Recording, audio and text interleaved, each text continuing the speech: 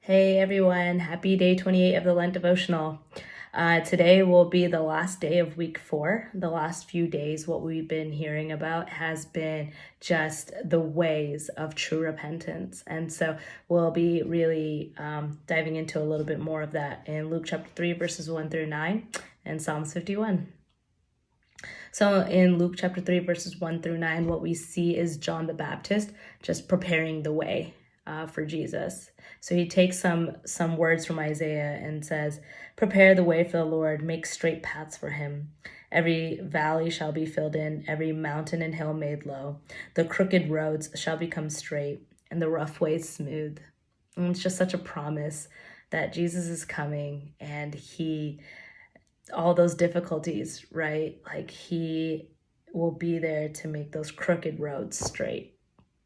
And then he takes a sharp right into just the word repentance, right?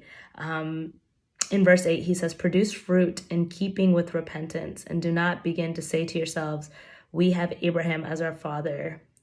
And so back then, what they believed was, since they were children of Abraham, that they were almost guaranteed just access to heaven, right? And John the Baptist was like, no, it's more than just believing that you are a son of Abraham, right?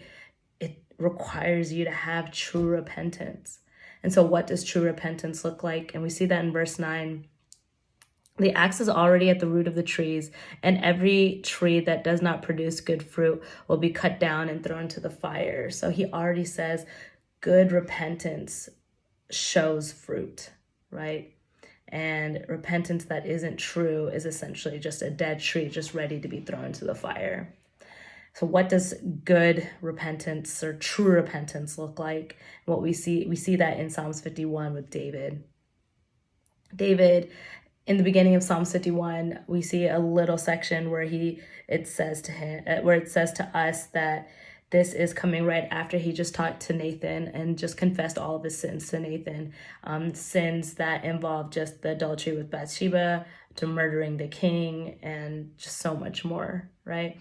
And he starts off by just a prayer of, "God, please have mercy on me, blot out my transgression, wash away my iniquity, cleanse me from my sins." Just the various words he used, various words of offense, of his offense to God, right?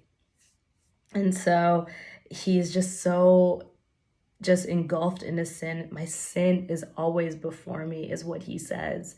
And it just blows my mind that, man, like David is in a place of just deep sorrow and sadness, and he's repenting and begging God for just like forgiveness.